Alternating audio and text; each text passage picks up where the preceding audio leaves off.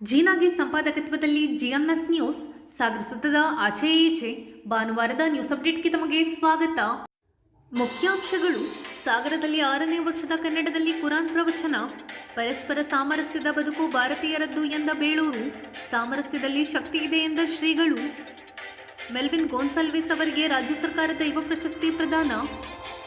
ಮಧ್ಯಪ್ರದೇಶದಲ್ಲಿ 120 ಅಡಿ ಎತ್ತರದ ಶಂಕರಾಚಾರ್ಯರ ಪ್ರತಿಮೆ.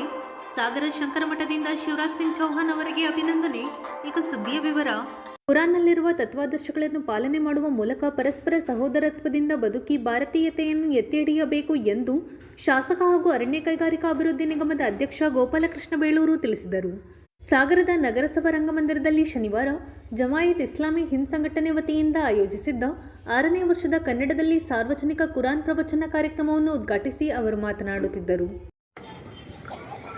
ನಮ್ಮ ಸಾಗರದಲ್ಲಿ ಇಂಥ ದೊಡ್ಡದಾದಂಥ ಒಂದು ಕುರಾನ್ ಪ್ರವಚನ ಇಟ್ಕೊಂಡು ಒಂದು ಸಭೆಯನ್ನು ತಾವು ಮಾಡಿದ್ದೀರಿ. ನಿಮ್ಗೆಲ್ರಿಗೂ ನಾನು ಅಭಿನಂದನೆ ಸಲ್ಲಿಸ್ತೇನೆ.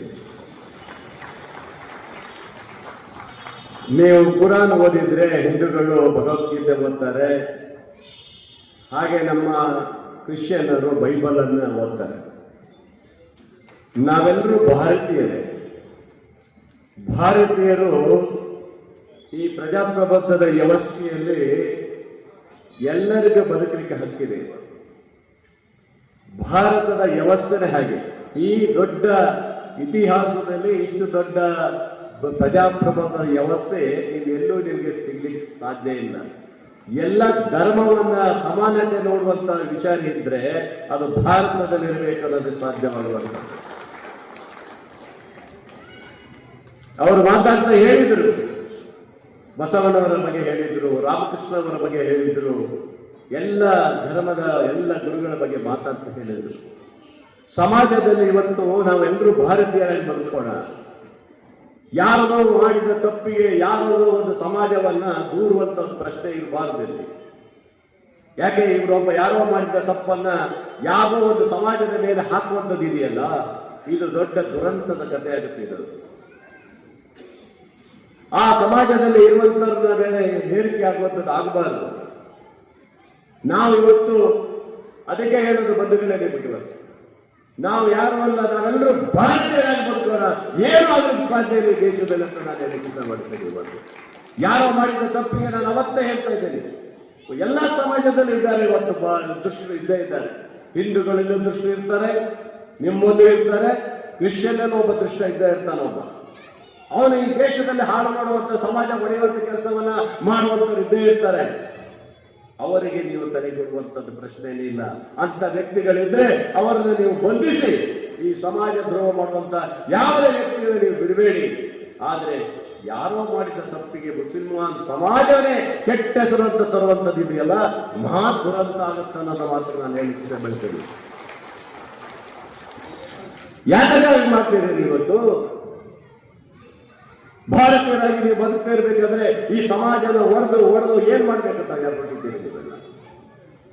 ಅದಕ್ಕೆ ಹೇಳೋದು, ಸಮಾನತೆ ಹಕ್ಕು ನಿಮಗೆ ಎಲ್ಲರಿಗೂ ಇದೆ. ಇವತ್ತು ಭಾರತೀಯರಾಗಿ ಬದುಕಲಿಕ್ಕೆ ಈ ಸಮಾಜದಲ್ಲಿ ಹಿಂದೂ, ಮುಸ್ಲಿಂ, ಕ್ರೈಸ್ತ ಎಲ್ಲರಿಗೂ ಸಮಾನತೆ ನಾವು ಕೊಟ್ಟಿದ್ದೀವಿ ಇವತ್ತು ದೇಶದಲ್ಲಿ. ಇವತ್ತು ಅದರಿಂದ ಬಂಧುಗಳೇ, ಇವತ್ತು ಬಹಳ ಚೆನ್ನಾಗಿ ಮಾತಾಡಿದ್ದೀರಿ ಎಲ್ಲರಿಗೂ. ಸ್ವಾಮೀಜಿಗಳು ಮಾತಾಡೋದಿದೆ, ನಾನು ಜಾಸ್ತಿ ಮಾತಾಡೋದಿಲ್ಲ. ನಾವು ನಿಮಗೆಲ್ಲರಿಗೂ ಹೇಳುತ್ತೆ ಅಷ್ಟೇ, ನಿಮ್ಮ ಮಕ್ಕಳಿಗೆ ಶಿಕ್ಷಣವನ್ನು ಕೊಡಿ. ಮೊದಲು ನಿಮ್ಮ ಮಕ್ಕಳಿಗೆ ಶಿಕ್ಷಣವನ್ನು ಕೊಡಿ. ನಿಮ್ಮ ಮಕ್ಕಳಿಗೆ ಶಿಕ್ಷಣ ಕೊಟ್ಟ ಅವತ್ತಿನ ಕಾಲನೇ ಬೇರೆ. ಒಂದು ಕಾಲದಲ್ಲಿ ಮುಸಲ್ಮಾನ್ ಸಮಾಜ ಅಂತ ಹೇಳಿದರೆ ಯಾವುದೋ ಒಂದು ಸೈಕಲ್ ಶಾಪು, ಗುಜರಿ ಶಾಪು, ಇನ್ನೊಂದು ಶಾಪು ಇವನು ಹಿಡ್ಕೊಂಡು ಹೋಗುವಂತ ಕಾಲ ಅಲ್ಲ ಇದು. 21ನೇ ಶತಮಾನದಲ್ಲಿ ನಿಮ್ಮ ಮಕ್ಕಳು IAS, KS ಎಲ್ಲ ಹುದ್ದೆಗಳನ್ನು ಹೊಂದುವಂಥದ್ದು ಆಗಿದ್ರೆ ಮಾತ್ರ ಸಾಧ್ಯ ಆಗುತ್ತೆ. ನೆನಪಿಡ್ಬೇಕು ಇವೆಲ್ಲರೂ. ಯಾಕಾಗೋದಿಲ್ಲ? ಇವತ್ತು ನಿಮ್ಮ ಮಕ್ಕಳು ಎಷ್ಟು ಜನ ಇವತ್ತು ವಿದ್ಯಾವಂತರಾಗಿ ಹೈ ಮೆರಿಟ್ ಅಲ್ಲಿ ಇದ್ದೀವಿ, ಎಂತೆಂಥ ಹುದ್ದೆಗಳನ್ನು ಪಡಿತಾ ಇದ್ದೀವಿ. ಅದೇ ಶಿಕ್ಷಣವನ್ನು 25 ವರ್ಷಗಳ ಹಿಂದೆ ನೀವು ಕೊಟ್ಟಿದ್ರೆ ಇವತ್ತು ನಿಮ್ಮ ಸಮಾಜದ ಬದುಕು ಎಲ್ಲೋ ಹೋಗ್ತಿತ್ತು ಗೊತ್ತಲ್ಲೋ ಹೇಳ್ಬೋದು. ಆದ್ರಿಂದ ಈ ಸಮಾಜವನ್ನ ದುಷ್ಟ ಶಕ್ತಿಗಳು ಒಡೆದು ಹಾಕುವಂತ ಪ್ರಶ್ನೆ ಮಾಡ್ತಾ ಇರ್ತಾರೆ. ಇದು ಯಾವುದಕ್ಕೂ ನೀವು ಕಿವಿಗೊಡದೆ ನೀವೆಲ್ಲರೂ ಭಾರತೀಯರಾಗಿ ಬದುಕೋಣ ಅನ್ನೋ ಮಾತನ್ನು ನಾನು ಹೇಳಕ್ಕೆ ಇಷ್ಟಪಡ್ತೇನೆ. ನಾವೆಲ್ಲರೂ ಭಾರತೀಯರಾಗಿರೋಣ, ಯಾವುದೇ ಸಮಸ್ಯೆ ಬರಲಿಕ್ಕೆ ಸಾಧ್ಯನೇ ಇಲ್ಲ ಅಂತ ಮಾತು ಇವತ್ತು ಹೇಳಬೇಕಾಗುತ್ತೆ. ಈ ಸಮಾಜ ಎಲ್ಲರನ್ನು ಗುರುತಿಸಿಕೊಡುವಂಥ ಸಮಾಜ. ದೇಶದಲ್ಲಿ ಪ್ರಜಾಪ್ರಭುತ್ವ, ಇಷ್ಟು ದೊಡ್ಡ ಪ್ರಜಾಪ್ರಭುತ್ವದಲ್ಲಿ ನಾವು ಬದುಕಲಿಕ್ಕೆ ಅವಕಾಶಗಳಿವೆ. ಹಾಗಾಗಿ ಬಂಧುಗಳನ್ನು ಜಾಸ್ತಿ ಮಾತಾಡೋದಿಲ್ಲ. ಕುರಾನದ ಬಗ್ಗೆ ಹೇಳಿದ್ರು, ಕುರಾನಗಳನ್ನು ಓದಿದ್ರು, ಬಿಟ್ಟಿದ್ರು, ಎಷ್ಟು ಜನ ಬಂದರು ನನಗೆ ಗೊತ್ತಿಲ್ಲ. ಆ ಕುರಾನದಲ್ಲಿರುವಂಥ ತತ್ವ ಸಿದ್ಧಾಂತಗಳನ್ನು ಒಳಗೂಡಿಸಿಕೊಂಡು ನಿಮ್ಮ ಜೀವನದ ಬದುಕನ್ನು ನೀವು ಕಟ್ಕೊಳ್ತಾ ಬರಬೇಕು ಅನ್ನೋದೇ ನಮ್ಮ ಉದ್ದೇಶ. ಆ ಬದುಕು ಇಡೀ ಭಾರತದ ಎಲ್ಲರ ಜನರ ಸರ್ವ ಜನಾಂಗದ ತೋಟಾಗಿರಬೇಕು ಅನ್ನೋದೇ ನಮ್ಮ ಉದ್ದೇಶ. ಹೇಳಿದ್ರು ಗುರುಗಳೆಲ್ಲ ಗೊತ್ತದೆ. ಇಲ್ಲಿಗೆ ನಮ್ಮ ಸಾಹೇಬ್ರ ಹೆಸರಿಂದ ನಮ್ಮ ಹುಸೇನ್ ಸಾಹೇಬರು ಭಾರಿ ಚೆನ್ನಾಗಿ ಅದ್ಭುತ ಮಾತಾಡ್ತಾರೆ. ಸಾಹೇಬ್ರು ನೀವು ಕನ್ನಡದ ಭಾರಿ ಚೆನ್ನಾಗಿ, ನಮ್ಮ ಕಡೆ ನಮ್ಮ ಮುಸ್ಲಿಮರು ಸಹ ಇದ್ದಾರೆ ಎಷ್ಟು ಜನ.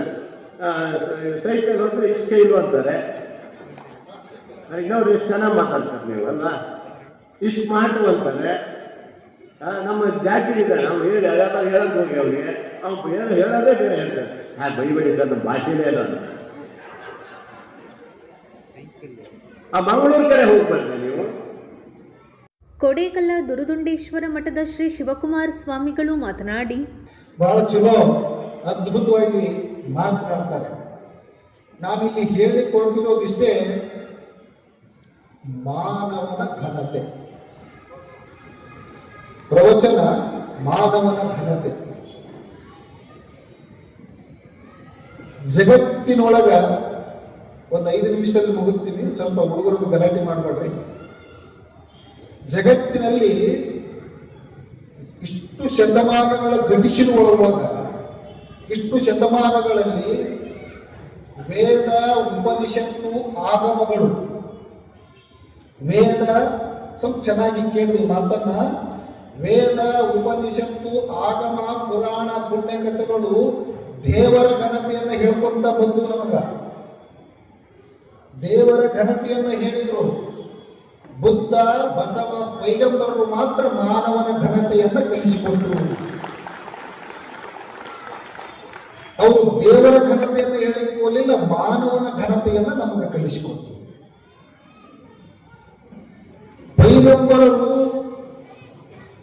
ಆ ಒಂದು ಧರ್ಮ ಹುಟ್ಟುವ ಮೂಲದಲ್ಲಿ ಹೆಣ್ಣನ್ನ ಹುಟ್ಟಿದ್ರೆ ಕೊಲ್ಲಬೇಕು ಅನ್ನುವಂತ ಒಂದು ಪರಿಸ್ಥಿತಿ ಅವತ್ತು. ಹೆಣ್ಣನ್ನ ಕೊಲ್ಲೋದಲ್ಲ, ನಮ್ಮಂತ ಮನುಷ್ಯರು ನೀವು 4 ಮಾಡಿಕೊಂಡ್ರು ಚಿಂತಿಲ್ಲ, ಕೊಲ್ಲಬಾಡ್ರಿ ಅಂತ ಸಂಸ್ಕಾರ ಕೊಟ್ಟವರು ಪೈಗಂಬರು. ಎಷ್ಟು ಮಂದಿ ಗೊತ್ತದೋ ಇಲ್ಲೋ ಗೊತ್ತಿಲ್ಲ. ಕರಿಯ ಬಿಳಿಯ, ಯಾಕೆ ನಮ್ಮಲ್ಲಿ ಸವರ್ಣೀಯ ಜಾತಿ ವ್ಯವಸ್ಥೆ ಅಂತ ನೋಡ್ರಿ. ಮ್ಯಾಲೆ ಕೆಳಗ ನಾವು ಐನೇರು, ನೀವು ಅವರು, ಇವರು ಬ್ರಾಹ್ಮಣ, ಇವೆಲ್ಲ ಅದಾವ ನೋಡ್ರಿ, ವ್ಯತ್ಯಾಸಗಳದಾವ. ಸ್ವಲ್ಪ ಇವು ಹೇಳಕ್ ಹೋದ್ವಿ ಅಂದ್ರೆ ಕಷ್ಟ ಆಗ್ತದ್ರಿ, ಕೆಲವು ಮಂದಿಗೆ ಅರಗಿಸ್ಕೊಳಕ್ ಕಷ್ಟ ಆಗ್ತದ. ಅದ್ರ ಸತ್ಯ ಹೇಳೋದು, ಸತ್ಯ ಬಹಳ ಕಠಿಣ. ಈ ವರ್ಣಾಶ್ರಮ ಪದ್ಧತಿ ಅಂತ ಕರೀತಾರಲ್ಲ ನಮ್ಮಲ್ಲಿ, ಹಂಗಲ್ಲಿ ಕರಿಯ ಬಿಳಿಯ ಅಂತಿತ್ತು. ಯಾರು ಒಂಟಿ ಕಾಲಾಗ ಬಿದ್ದು ಬದುಕಬೇಕಾಗಿತ್ತೋ, ಒಂಟಿ ಮುಚ್ಚಿ ಬೆಳೆದು ಬದುಕಿ ಜೀವನ ಬಟ್ಟಿ ಉಟ್ಕೊಳ್ಳಾಗ ಲಂಟಿ ಮೇಲೆ ಬದುಕಬೇಕಾಗಿತ್ತು. ಯಾರು ಕರಿಯರಾಗಿ ಹುಟ್ಟಿದ್ದು ಒಂದೇ ಕಾರಣಕ್ಕೆ ಅವರು ಅಮಾನವಿಯಾಗಿ ನಡೆಸ್ಕೊಳ್ತಿದ್ರು, ಅಂಥವರನ್ನು ಕೂಡ ಇವರು ನೀವು ದೈವತ್ವಕ್ಕೆ ದೇವರ ಮಕ್ಕಳು ಅಂತ ಕಲಿಸಿಕೊಟ್ಟವರು ಪೈಗಂಬರು ಅನ್ನುವಂಥದ್ದು ನಿಮಗೆ ಗೊತ್ತಿಲ್ಲ. ಅದನ್ನ ಕಲಿಸಿದ್ರು, ಕಾಯಕವನ್ನ ಕಲಿಸಿದ್ರು. ಅದನ್ನೇ ಬಸವಣ್ಣ ಇಲ್ಲಿ ಮಾಡಿದ್ದದೇ. ಬಿದ್ದವರನ್ನ ಇವ ನಾರವ ಎಂದೆನಿಸದೆ ಇವ ನಮ್ಮವ. ಬೀದಿ ಒಳಗೆ ಬಿದ್ದ ಒಬ್ಬ ದಲಿತ ಮಗ ರಾಡಿ ಒಳಗೆ ಬಿದ್ದು ಒದ್ದಾಡಾಗ ಎಲ್ಲರೂ ದೂರ ಹೊಂಟಾಗ ಈಗ ಕೈ ಹಿಡಿದು ಎತ್ತಿದ್ರ ಆ ಹುಡುಗ ಹೇಳ್ತಾನ, ಕೇತಯ್ಯ ನಾ ಹುಡುಗ ಎತ್ತಿದ್ಯಾ ಬಸವಣ್ಣ, ನನ್ನ ಸಂಬಂಧ ಬಂದ ಬಸವಣ್ಣ ಅಂತ. ಬಸವಣ್ಣ ಕೇಳ್ತಾನ, ನಾನು ಬಸವಣ್ಣನ ಹೆಂಗ ಗೊತ್ತಾಯ್ತು ಅಂತ. ಅದಕ್ಕೆ ಆ ಹುಡುಗ ಹೇಳ್ತಾನ, ಕೇತೋ ಅಂತ ಒಬ್ಬ ಅತ್ಯಂತ ಕೆಳಜಾತಿಯ ಹುಡುಗ ಹೇಳ್ತಾನೆ, ಕೆಳಗೆ ಹುಡುಗ, ನಾನ ಬಸವಣ್ಣ ಅಂತ ಹೆಂಗ್ ಗೊತ್ತಾಯ್ತು ಅಂದ್ರೆ 12ನೇ ಶತಮಾನದೊಳಗೆ ಕೆಳಗೆ ಬಿದ್ದ ಅತ್ಯಂತ ಕನಿಷ್ಠ ಜಾತಿ ಅಂತ ತಿಳ್ಕೊಂಡಿರುತ್ತ ವ್ಯಕ್ತಿನ ಕೈ ಹಿಡಿದು ಎತ್ತುವಂತ ಶಕ್ತಿ ಇರೋದನ್ನು ಬಸವಣ್ಣನಿಗೆ ಮಾತ್ರ ಅನ್ನುವಂಥದ್ದನ್ನ ಆ ಕೇತ ಹೇಳ್ತಾನೆ. ನಾನು ಹೇಳ್ತಾ ಇರೋದು ಏನಂದ್ರ, ಇವರೆಲ್ಲ ಮಾನವರಲ್ಲಿ ದೈವತ್ವನ ಕಂಡಂತವ್ರು, ಇವರು ಮಾನವೀಯತೆಯಲ್ಲಿ ದೈವತ್ವನ ಕಂಡವರು. ಎಲ್ಲೋ ಈಗ ಹೇಳಿದ್ರಲ್ಲ, ನಮ್ಮ ಇವರು ಮಾತಾಡೋಕೆ ಅವ್ರ ಫಾದರ್ ಅವ್ರು ಹೇಳಿದ್ರು, ಸ್ವರ್ಗಕ್ಕೆ ಯಾರು ಹೋಗ್ತೀರಿ ಅಂದಗಳೇ ನೀವು ಕೈ ಎತ್ತಿದ್ರಿ, ಕೆಲವು ಮಂದಿ ಎತ್ತಲಿಲ್ಲ. ನನಗಂತೂ ಸ್ವರ್ಗಕ್ಕೆ ನಿಮ್ಮ ಬಗ್ಗೆ ಹೋಗೋರ ಬಗ್ಗೆ ಚಿಂತಿಲ್ಲ, ನಿಮ್ಮ ಜೀವನ ಇಲ್ಲಿರುವವರೆಗೂ ಸ್ವರ್ಗ ಆಗಬೇಕು ಅನ್ನೋದನ್ನು ತಿಳಿಸಿಕೊಟ್ಟವರು ಈ 3 ಜನಗಳು ಅನ್ನುವಂಥದ್ದನ್ನು ಅರ್ಥ ಮಾಡ್ಕೊಳ್ಳಬೇಕು. ಎಲ್ಲೋ ಸ್ವರ್ಗಕ್ಕಾಗಿ ನಾವು ತಪಸ್ಸು ಮಾಡಿ ಈ ಜೀವನ ಹಾಳು ಮಾಡಿಕೊಳ್ಳೋದಕ್ಕಿಂತಲೂ ಇರುವ ಜೀವನವನ್ನು ಸ್ವರ್ಗ ಮಾಡಿಕೊಳ್ಳಬೇಕು. ಅಷ್ಟೇ ಅಲ್ಲ, ನಿಮ್ಮಲ್ಲಿ ಈ ಫಾತಿಮಾ ಅಂತವರು ಬರ್ತಾರಲ್ಲ, ಅವ್ರ ಹೆಸರು ಬಹುಶಃ ನನಗ ವೇದಿಕೆಯಲ್ಲಿ ಧರ್ಮಗುರು ವಿನೋದ್ ಬಾಲುಕುಮಾರ್, ಬಸವರಾಜ್ ಗುಂಡಾಲಿ, ಯುಜೆ ಮಲ್ಲಿಕಾರ್ಜುನ್, ಸೈಯದ್ ಇಕ್ಬಾಲ್, ರಂಜಿತ್ ಕುಮಾರ್ ಭಂಡಾರಿ, LT ತಿಮ್ಮಪ್ಪ, ಮಕ್ಬುಲ್ ಅಹಮದ್, ಸಂತೋಷ್ ಕುಮಾರ್, ಗಿರೀಶ್ ಕೋವಿ ಇನ್ನಿತರರು ಹಾಜರಿದ್ದರು. ಮೊಹಮ್ಮದ್ ಶರೀಫ್ ಸ್ವಾಗತಿಸಿದರು. ರಿಯಾಜುದ್ದೀನ್ ಪ್ರಾಸ್ತಾವಿಕ ಮಾತನಾಡಿದರು. ಮನ್ಸೂರ್ ಶರೀಫ್ ವಂದಿಸಿದರು. ನಂಗರ್ಲಾಲ್ ಹುಸೇನ್ ಕಂದಗಲ್ ಇಳಕಲ್ ಅವರಿಂದ ಮಾನವ ಘನತೆ ವಿಷಯ ಕುರಿತು ಉಪನ್ಯಾಸ ನಡೆಯಿತು. ಸಾಗರದ ನೆಹರು ನಗರ ನಿವಾಸಿ ವಿಲ್ಸನ್ ಗೋನ್ಸಾಲ್ವಿಸ್ ಮತ್ತು ಡೇಸಿ ಪ್ರಭಾ ಗೋನ್ಸಾಲ್ವಿಸ್ ಅವರ ಪುತ್ರ ಮೆಲ್ವಿನ್ ಗೋನ್ಸಾಲ್ವಿಸ್ ಅವರಿಗೆ 2024-25ನೇ ಸಾಲಿನ ರಾಜ್ಯ ಯುವ ಪ್ರಶಸ್ತಿ ನೀಡಿ ಪುರಸ್ಕರಿಸಲಾಗಿದೆ. ಕರ್ನಾಟಕ ಸರ್ಕಾರ ಮತ್ತು ಯುವ ಸಬಲೀಕರಣ ಮತ್ತು ಕ್ರೀಡಾ ಇಲಾಖೆ ದಕ್ಷಿಣ ಕನ್ನಡ ಜಿಲ್ಲೆಯ ಕಡಬ ತಾಲೂಕಿನಲ್ಲಿ ಆಯೋಜಿಸಿದ್ದ ಸ್ವಾಮಿ ವಿವೇಕಾನಂದ ಜಯಂತಿಯಲ್ಲಿ ಮಾಜಿ ಸಂಸದ ನಳಿನ್ ಕುಮಾರ್ ಕಟೀಲ್ ಪ್ರಶಸ್ತಿ ಪ್ರದಾನ ಮಾಡಿದರು. ಈ ಸಂದರ್ಭದಲ್ಲಿ ಸುಳ್ಯ ವಿಧಾನಸಭಾ ಕ್ಷೇತ್ರದ ಶಾಸಕಿ ಭಾಗೀರಥಿ ಮುರುಳ್ಯ, ಶಶಿಕುಮಾರ್, ಸುಂದರಿ BS Savanur, Taranath, Dinesh, doctor S Balaji, Shivaprasad ಇನ್ನಿತರರು ಹಾಜರಿದ್ದರು. ಮಧ್ಯಪ್ರದೇಶದ ಓಂಕಾರೇಶ್ವರದಲ್ಲಿ ಶಿವರಾಜ್ ಸಿಂಗ್ ಚೌಹಾಣ್ ಅವರು ಮುಖ್ಯಮಂತ್ರಿಗಳಾಗಿದ್ದ ಸಂದರ್ಭದಲ್ಲಿ ಶಂಕರಾಚಾರ್ಯರ 120 ಅಡಿ ಎತ್ತರದ ಕಂಚಿನ ಪ್ರತಿಮೆ ನಿರ್ಮಾಣ ಮಾಡಿರುವ ಹಿನ್ನೆಲೆಯಲ್ಲಿ ಶನಿವಾರ ಅವರು ಸಾಗರಕ್ಕೆ ಆಗಮಿಸಿದ್ದಾಗ ಸಾಗರ ಶಂಕರಮಠದ ವತಿಯಿಂದ ಧರ್ಮದರ್ಶಿ ಅಶ್ವಿನಿ ಕುಮಾರ್ ಅಭಿನಂದನೆ ಸಲ್ಲಿಸಿ ಮಾತನಾಡಿದರು. उसका देखने का है उज्जैनी और ओंकारेश्वर में।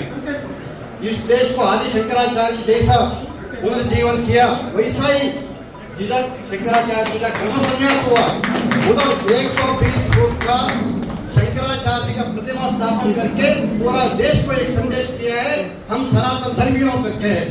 इसीलिए मैं श्रृंगेरी मठ की तरफ से सचिव को मैं आभार करता हूँ। और आज बहुत अच्छी तरह से सभा हुआ है, वो भी आश्वासन दिया है। हमारे MP साहब भी है, हमारे जिलाध्यक्ष मेघराज भी है और हमारा कागेरी साहब भी है। एक बात मैंने कहना चाहता हूँ, बिना पैसा कुछ भी होता नहीं है, इसीलिए सुपारियों के विचार में सुपारी बहुत इनकम देने का ये वस्तु है। It is a very economical in all the sorts of agriculture products. So I earnestly request you, please allot 1000 crores from Kendra Sarkar to all the needs of this supari. All the needs of supari. It may be R&D हो या इसका it is not dangerous to help. वो research करने के लिए कोई भी चीज के लिए ये करने के लिए आपसे मैं निवेदन करता हूँ. धन्यवाद. ಈ ಸಂದರ್ಭದಲ್ಲಿ ಸಂಸದರಾದ BY ರಾಘವೇಂದ್ರ, ವಿಶ್ವೇಶ್ವರ ಹೆಗಡೆ ಕಾಗೇರಿ, ಶಾಸಕ ಗೋಪಾಲಕೃಷ್ಣ ಬೇಳೂರು ಇನ್ನಿತರರು ಹಾಜರಿದ್ದರು. ಇದು ಭಾನುವಾರದ ಸಮಗ್ರ ಸುದ್ದಿ. ನಿರಂತರ ಸುದ್ದಿಗಾಗಿ ನೋಡ್ತಾ ಇರಿ GMS ನ್ಯೂಸ್. ನಮಸ್ಕಾರ.